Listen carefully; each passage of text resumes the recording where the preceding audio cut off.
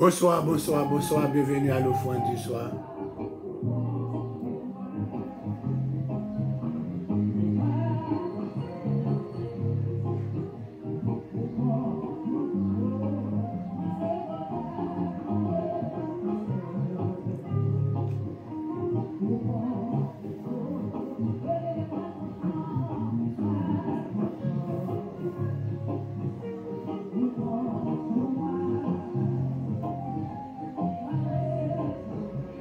Bonsoir Mavel Weno, bonsoir, comment ça va?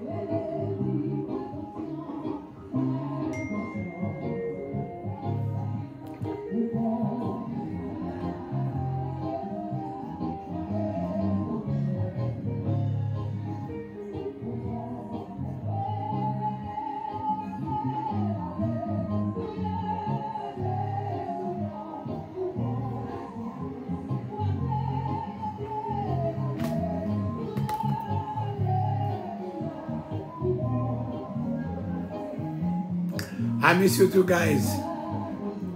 Bonsoir Marie Lebrun, bonsoir, bonsoir. Bienvenue à l'offrande du soir, c'est votre serviteur Alfred Joseph pour l'offrande du soir.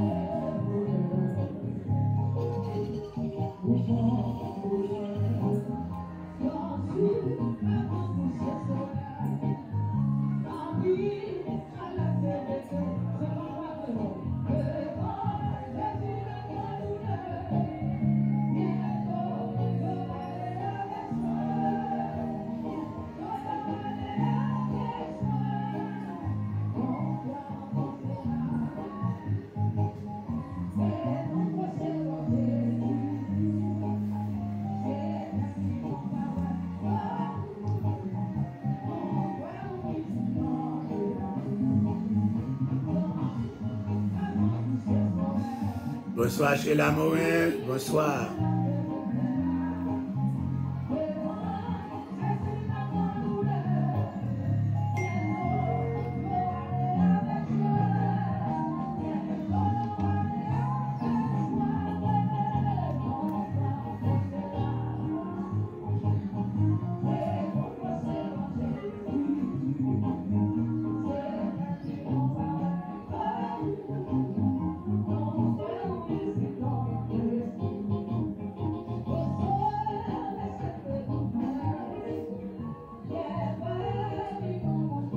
Bonsoir Ketli Zumé, bonsoir, partagez pour nous s'il vous plaît.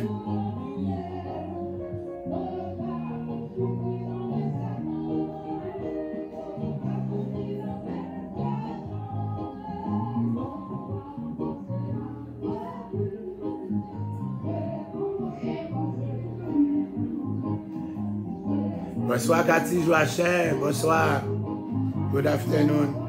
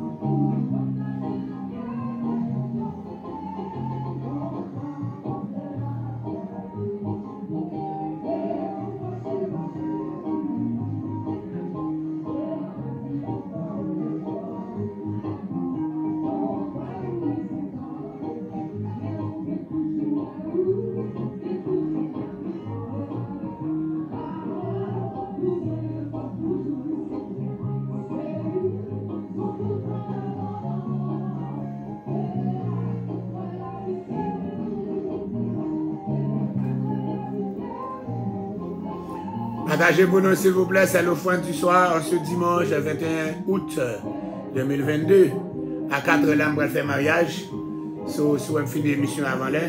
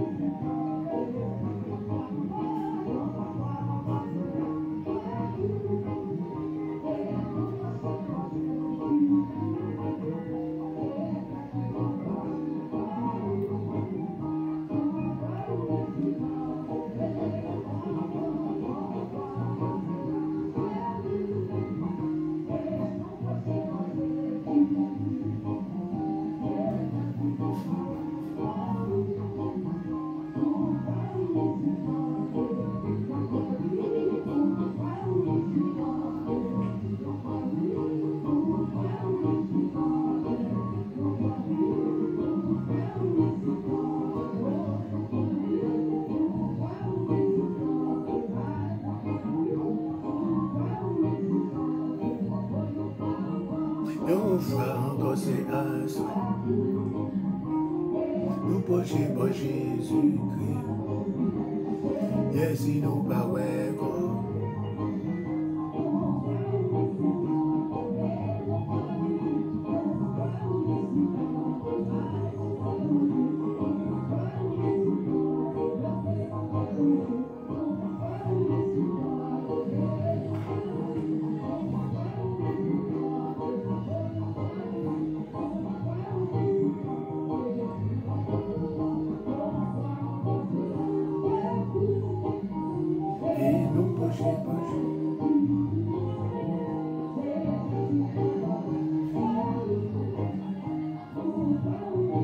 Bonsoir Naïka Delil, bonsoir Cathy Joachim.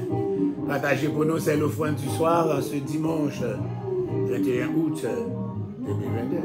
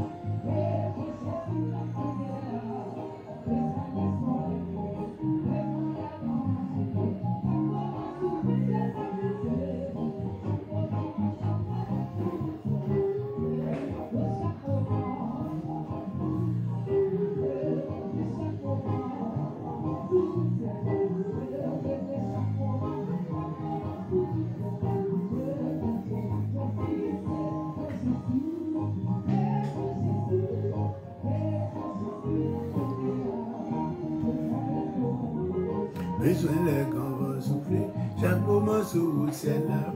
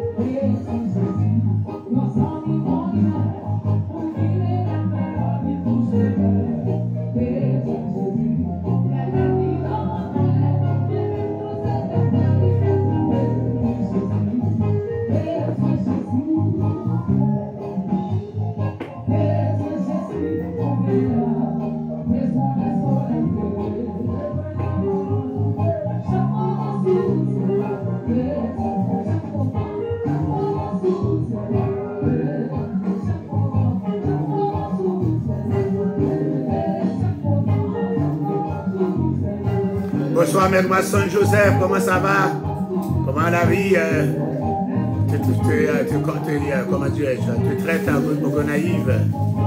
Ça fait encore une belle lurette qu'on ne sait pas parler. Et encore, je suis encore là, je suis en République dominicaine depuis le mois de juin.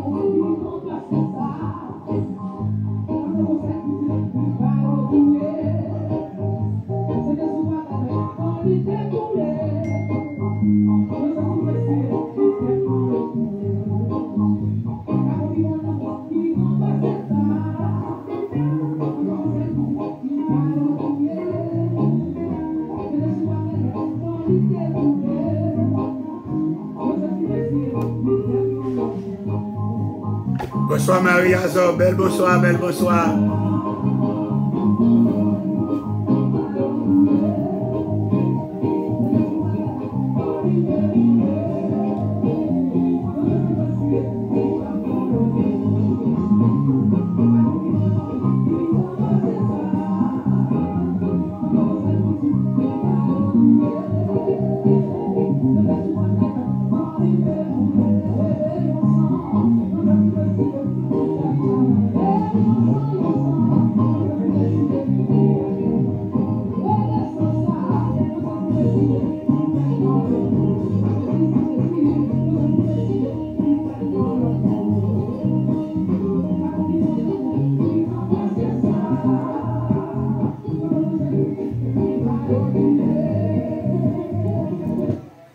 Bonsoir, bonsoir, bonsoir, belle bonsoir à tout le monde, Marie-Azor, Maître Watson Joseph du Gonaïve, down to your return, yes, my beautiful Cathy Joachim, comment ça va, alléluia, comment ma tante, bonsoir Pasteur Wesley, c'est là, alléluia, et bonsoir Marie Lebrun, Naïka Delille, bonsoir Ketli Exhumé, chez Lamorin, alléluia, bonsoir Mavel Renaud, et bonsoir tout le monde. Dans le nom de Jésus, c'est un privilège, c'est toujours un privilège d'entrer chez vous avec l'offrande du matin ou du soir, et tous les après-midi à la 9e heure. C'est le moment de l'offrande du soir. L'homme sage, alléluia, Steve Oreus, comment va? Alléluia. Ton père, mon disciple, Marc Harold Oreus, alléluia.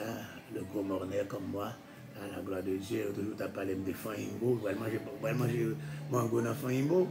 On va parler de bassin maman jumeau, bassin bonal. Ah bon. Oui, so nous saluons l'homme sage, Marie Azor. Oh non, l'homme sage n'est pas en ligne, c'est Marie Azor qui veut saluer l'homme sage à la gloire de Dieu.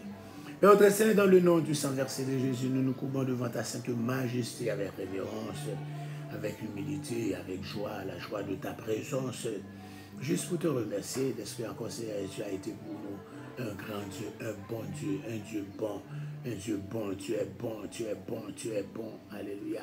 Ta bonté est immesurable, incalculable, alléluia, et encore immensurable, alléluia. Oui, Seigneur Dieu, alléluia, si ça n'a pas été encore ta bonté, tes compassions, ta faveur, nous serions déjà, Seigneur Dieu, dans la demeure du silence, alléluia. Mais dans le nom de Jésus, quand on dit alors que nos pieds chancellent, quand nous allons chanceler, quand on nous pousse pour nous faire tomber, ta main puissante a été là pour nous recueillir, pour nous secourir, pour nous, alléluia, aider à nous tenir fermes dans le nom de Jésus-Christ de Nazareth. Nous t'aimons, je t'aime Seigneur, je t'aime Seigneur, je t'aime ô Éternel, je t'aime ô Éternel, ma force, je t'aime ô Éternel, alléluia, le Tout-Puissant. Oui, je t'aime, combien tu es grand, combien tu es puissant. Alléluia, combien tu es capable, oh alléluia, j'aimerais te servir, mais je n'ai pas la capacité de servir. J'aimerais t'adorer, mais je n'ai pas la capacité de t'adorer. J'aimerais encore, Seigneur Dieu, être fidèle à toi, mais je n'ai pas la capacité d'être fidèle à toi. Mais encore, Seigneur Dieu, me voici à tes pieds. Je te parle encore de m'aider, Seigneur Dieu, à être utile à toi et à ton ministère. Alléluia, aujourd'hui nous allons terminer les 21 jours de consécration juste après les 40 jours. Que ton onction se repose sur nous, que ta présence se fasse sentir dans la vie de tout un chacun et que Seigneur Dieu, accorde-les à nous sentons ta présence ce soir, dans le nom de Jésus qui vit et qui règne au siècle des siècles. Amen, amen, amen, amen.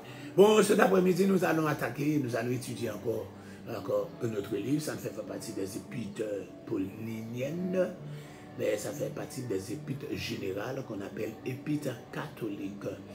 On les appelle épîtres générales ou épîtres catholiques. Donc, on faut parler de 1 Pierre, de Pierre, Jacques, et puis 1 Jean, 2 Jean, 3 Jean, et puis Jude.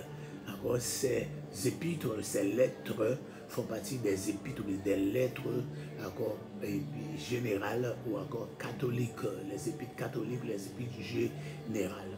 Donc, nous commençons avec encore 1 Pierre, alléluia, nous allons passer par l'introduction de cet épître. Nous savons encore que l'auteur, d'accord, il n'y a rien à contester que l'auteur, c'est l'apôtre Pierre. Des 12 premiers apôtres, 3 ont été choisis et inspirés pour écrire des livres ou des épîtres du Nouveau Testament. Ce sont Matthieu qui a écrit l'évangile de Matthieu, Jean, et puis encore qui a écrit l'évangile de Jean, et puis 1 Jean, 2 Jean, 3 Jean, plus l'Apocalypse de Jean. Et puis nous avons aussi Pierre, qui a écrit l'épître, premier épître de Pierre, deuxième épître. Dans ces 2 épîtres, alléluia, Pierre continue la mission que Christ lui avait confiée, à savoir, alléluia, paître les agneaux et les brebis.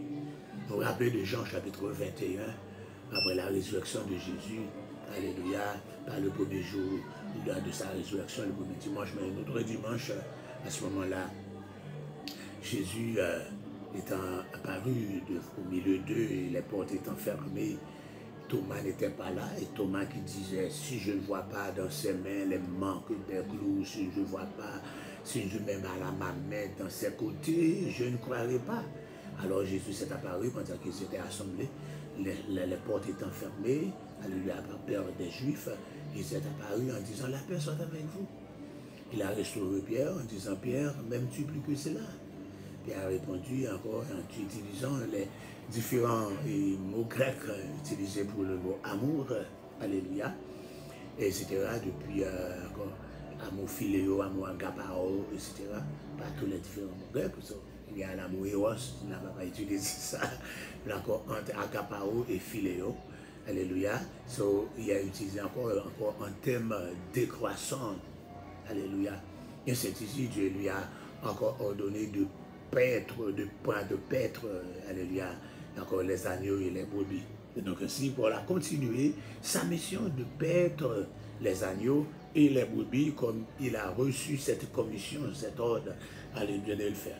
Donc le nom de Pierre apparaît plus de 210 fois dans le Nouveau Testament. Le nom de Paul, 162 fois. Alléluia. Et les 11 autres apôtres, environ 142 fois. Donc on parle plus de Pierre dans, alléluia, le Nouveau Testament que tout autre apôtre. Alléluia. Il y a encore 210 fois le nom de Pierre est apparu dans le Nouveau Testament. Tandis que Paul, encore son nom est cité 162 fois. Et les autres apôtres en général, encore pour les 11 autres apôtres, pour 142 fois. 42 fois. Oh, Maggie est là. Donc nous sommes à la page 560 de Grand Guide de la Bible. Nous étudions encore l'épître de Pierre. L'épître de Pierre. Alléluia. Donc Pierre a été surnommé l'apôtre de l'espérance. Bon, vous savez que son nom, dans son acte de naissance, n'est pas Pierre. C'était Simon Bar Jonas. Simon Bar Jonas. Simon, fils de Jonas. Son père s'appelait Jonas. Le mot Bar signifie fils. Simon Bar Jonas, Simon, fils de Jonas. Il avait son grand frère, du nom d'André. André, et c'est aussi Pierre, était disciple de Jean le Baptiste, Jean le Baptiseur, ou bien Jean. Ok?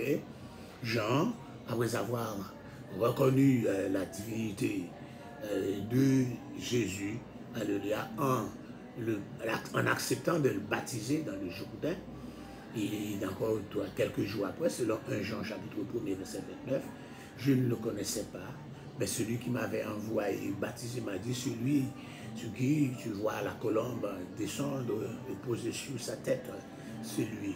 Alléluia. Et puis Jean avait déjà déclaré dans Matthieu chapitre 3, moi je vous baptise d'eau pour vous amener à la repentance, mais il vient après moi quelqu'un qui est plus puissant que moi, lui, il vous baptisera du Saint-Esprit et de feu. Donc Jean fait cette déclaration. Maintenant dans Jean, il dit, je ne connaissais pas, mais celui qui m'avait envoyé dit encore, et j'ai vu la colombe, poser sur sa tête, et je déclare qu'il est le Fils de Dieu. Donc après cette déclaration, Jean, 3 jours après, Jean voyait Jésus qui passait. Et il a pointé du doigt en disant, voici, ou bien voici l'agneau de Dieu, ou bien voilà l'agneau de Dieu qui efface les péchés du monde. C'est une réponse à une question qui datant de plus de 2000 ans. Dans Genèse chapitre 22, alléluia, quand montant, portant le bois, et alléluia, et le père a encore le feu et le couteau, Isaac a demandé à son père, mais encore, il y a quelque chose en manquant, quelque chose à mis encore. Il y a, je vois, j'apporte le bois, tu as le couteau, nous avons le feu, mais où est l'agneau qui doit être sacrifié, qui doit être immolé, qui doit être offert? Mais encore Abraham a répondu, Yahweh, Jireh, l'Éternel y pourvoira. Mais cet agneau, alléluia, qui va enlever les péchés de l'humanité, quoique dans le livre de l'histoire de Lévitique, etc., nous voyons encore le système sacrificiel institué par Dieu, les 5 grandes offrandes de Lévitique, alléluia, 3 parmi ces offrandes sont considérées comme les offrandes d'agréable odeur à l'Éternel.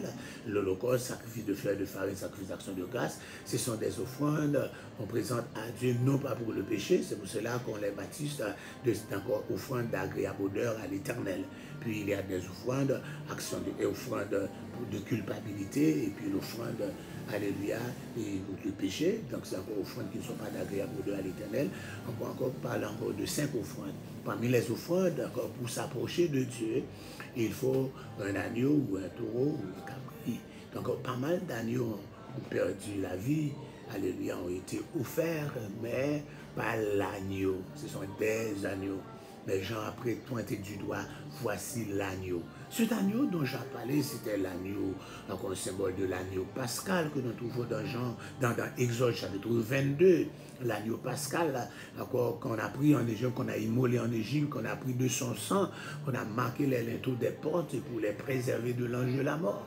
Cet agneau aussi, Jésus, comme cet agneau, alléluia, quoi encore comme l'agneau de l'Exode chapitre 12, eh bien son sang sera versé pour marquer, alléluia, tant encore le front, pour marquer le tout encore ceux qui l'ont accepté comme son sauveur personnel, afin de nous protéger contre les flèches de l'ennemi, les flèches de l'ange de la mort, les flèches de Satan qui veulent nous détruire à cause de nos péchés, alléluia, parce que nous sommes manqués du sang de l'agneau. Il n'y a maintenant plus de condamnation pour nous qui sommes en Jésus, alléluia, et puis nous n'avons pas à craindre, alléluia, et les attaques des sorciers, des sorcières, des attaques, alléluia, des malfaiteurs, etc., des mambous, de vin, alléluia, des rougans, des membres de la rose, quoi, des roses chrétiens, etc., et même encore de ceux qui encore ont des commerces avec le monde invisible. Nous n'avons pas peur, nous sommes marqués du sang de l'agneau, l'ange de la mort, Abaddon, Apollon n'a pas de pouvoir. Sinon, alléluia, c'est alléluia, et nous sommes plus que vainqueurs par le sang de Jésus. Donc l'agneau, qu'on parle, l'agneau, Jésus, cet agneau, c'est encore après avoir démontré qu'il y a un agneau, donc André, qui encore commençait par sur Jésus, après avoir encore suivi, et encore puis il a introduit son frère Pierre, Simon. Et quand Jésus voit Simon, il dit, tu es Simon, je vais t'appeler Céphas. Céphas signifie Pierre. Et c'est ainsi qu'on appelle Simon, selon la signification du nom que Jésus lui avait donné. Il l'avait appelé Céphas, mais encore Céphas signifie Pierre. Et bien encore c'est la signification de son nom, du nom que Jésus lui avait accordé, que nous avons encore dans Pierre, Pierre, Pierre, Pierre. Pierre, comme on dit, a été surnommé l'apôtre de l'espérance. Yes. Paul peut être considéré comme l'apôtre de la foi et Jean comme celui de l'amour. Donc ces trois apôtres qu'on venait de citer, nous dit Pierre est appelé l'apôtre de l'espérance, Paul l'apôtre de la foi et Jean l'apôtre de l'amour. Un petit moment, excusez-moi. On casse le téléphone, moi, Jésus.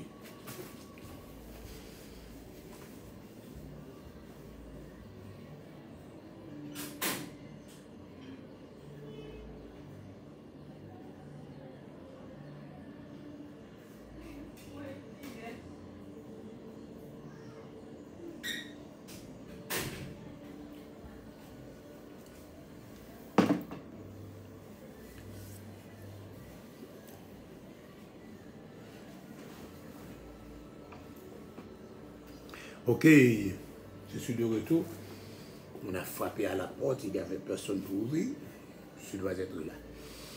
Bon, nous vous saluons encore une fois depuis dans le nom du sang versé de Jésus. Nous poursuivons notre étude dans 1 Pierre. C'est maintenant l'introduction. Nous avons parlé de la rencontre de Simon Bar-Jonas avec Jésus. Jésus a transformé, l'appelait, l'a surnommé Céphas.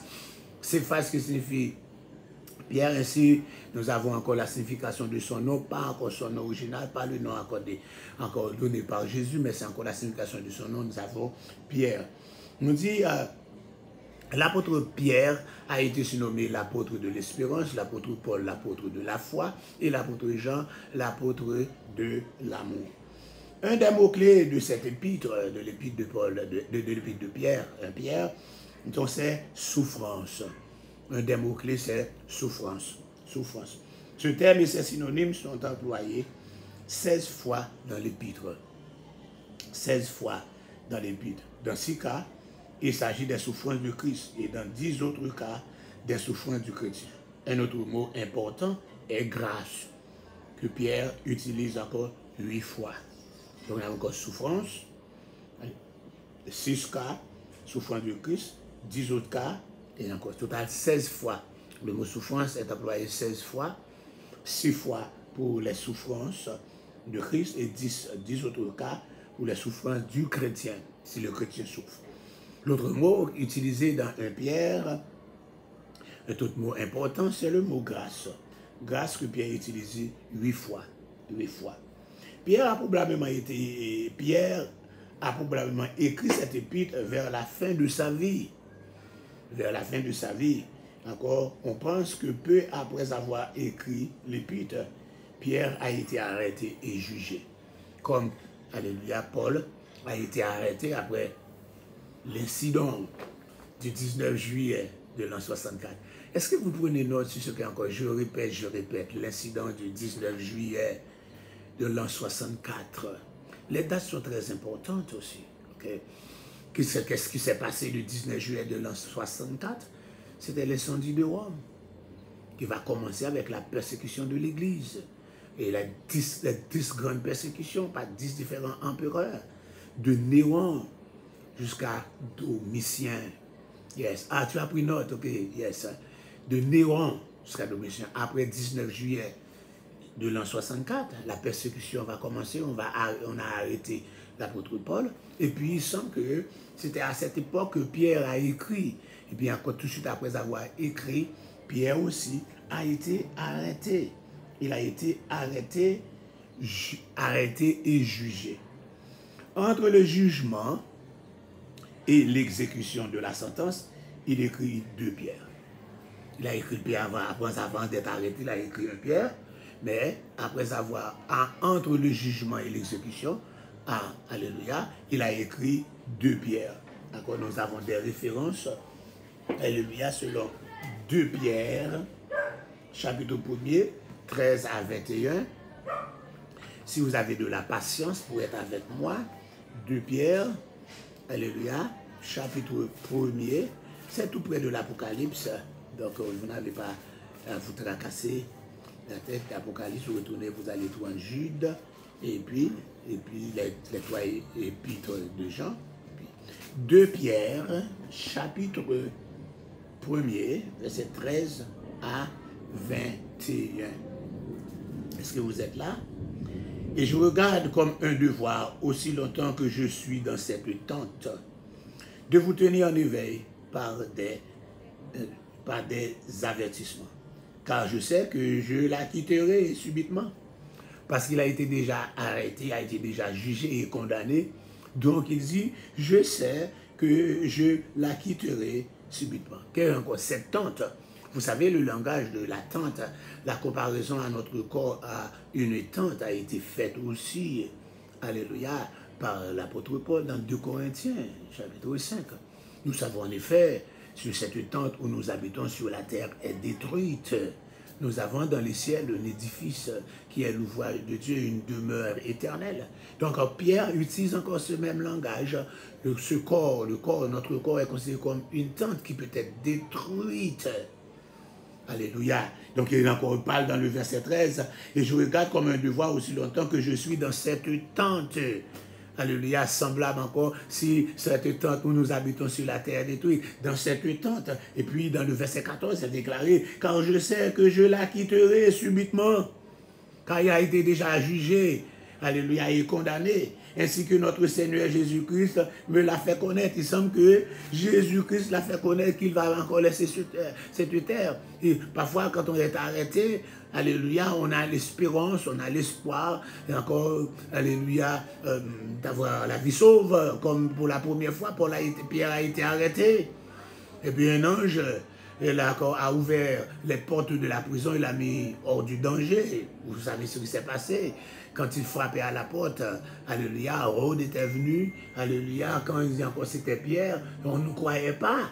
On ne croyait pas que c'était Pierre, il pensait que c'était son fantôme, mais c'était bien lui. Maintenant, alléluia, il est arrêté, il est jugé, encore il attendait le moment de son exécution, que Dieu Christ l'a dit qu'il va être exécuté. On a dit, alléluia, avant son arrestation, Pierre, alléluia, se cachait. Il se cachait. Vous savez, sans l'onction, Pierre est très faible. Alléluia. Il a montré sa faiblesse devant encore cette jeune fille à la cour, dans la maison du souverain sacrificateur. Il a renié Christ pendant encore 3 fois avant que le coq a chanté. Donc Pierre voulait se cacher et se sauver, encore, alléluia, sauver sa peau. Mais d'accord, on nous a rapporté que Pierre a rencontré Jésus, il a dit, oh, allez-vous. Il dit, je vais retourner à Jérusalem pour être encore crucifié.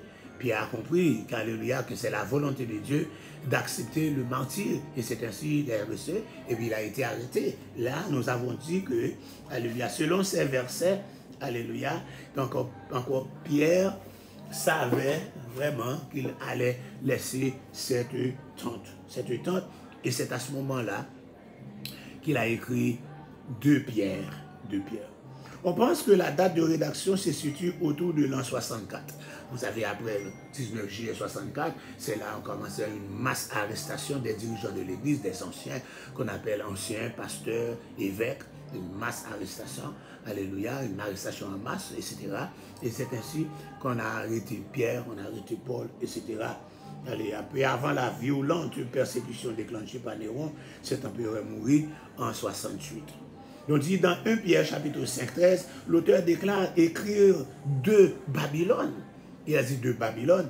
Est-ce vraiment encore par analogie qu'il a utilisé Babylone? Peut-être qu'il était à Rome, c'est encore Rome, etc. Est-ce que c'est de Babylone? 2 hypothèses ont été proposées. Quant à l'emplacement de cette ville, certains pensent qu'il s'agit de la célèbre ville de Babylone située sur l'Euphrate. Ok?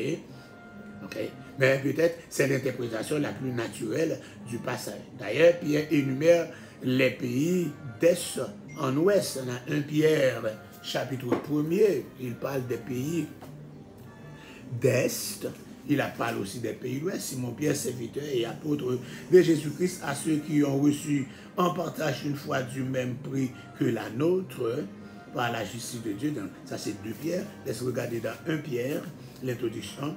Pierre, apôtre de Jésus-Christ, à ceux qui sont étrangers et dispersés dans le Pont, la Galatie, la Cappadoce, l'Asie et la Bithynie. Il parle encore, ces villes sont situées d'est à l'ouest. Donc, il parle de ces villes. Donc, il semble que nous ne pouvons pas dire s'il était réellement à Babylone, ou bien encore on a utilisé Babylone par analogie encore à la Rome, etc. Donc, encore, ce qui laisse supposer que l'auteur se trouvait plus à l'est encore à ce moment-là. Il existait à cette époque une importante colonie juive qui avait fui Rome à cause des persécutions sous l'empereur Claude et sous le règne du sanglant empereur Néron. Ils ont laissé Rome. Sous Claude, c'est encore Claude avait chassé les Juifs de Rome. Alléluia, c'est ainsi que Paul avait rencontré à Priscille et Aquilas, dont il faisait encore ses compagnons de ministère. Alléluia, pas encore, mais il faisait les tentes avec eux, ils avaient même profession. Mais à cause de la persécution sous Claude, les gens laissaient Rome aussi. Et encore plus la persécution sous Néron, les gens laissaient Rome, mais ils ne font pas échapper. Là, quel que soit l'endroit, dans l'Empire romain, ils devront être arrêtés quand même. Ajoutez que les Juifs descendants de ceux qui avaient été déportés sous Nebuchadnezzar étaient restés à Babylone et ses environs. Donc il y avait pas mal de Juifs. Encore vous savez, les 3 déportations et les 3 retours, mais c'était encore un faible reste qui était retourné. Avec Zorobabel, n'était pas grand nombre, puis avec Esdras, puis avec encore Néhémie. Donc les gens se restaient à Babylone et à ses environs. Donc d'autres pensent qu'il s'agit en réalité de Rome. Le lieu de rédaction fut Babylone, un nom symbolique par lequel de nombreux auteurs désignaient Rome pour éviter des ennuis avec les auteurs romains. Au lieu de mentionner Rome, alléluia, il mentionne Babylone. Babylone, donc c'est ça encore. Donc Pierre se trouvait à Rome pendant la dernière décennie de sa vie, et c'est de là qu'il écrivit cette épître en 63, peu avant le déclenchement de la persécution de Néron, où en 64, Pierre reconnut le martyr aux environs de l'an 67. Il a passé un petit temps en prison avant d'être exécuté, etc. Et c'est à ce moment-là qu'il a écrit 2 Pierre. D'autres, alléluia.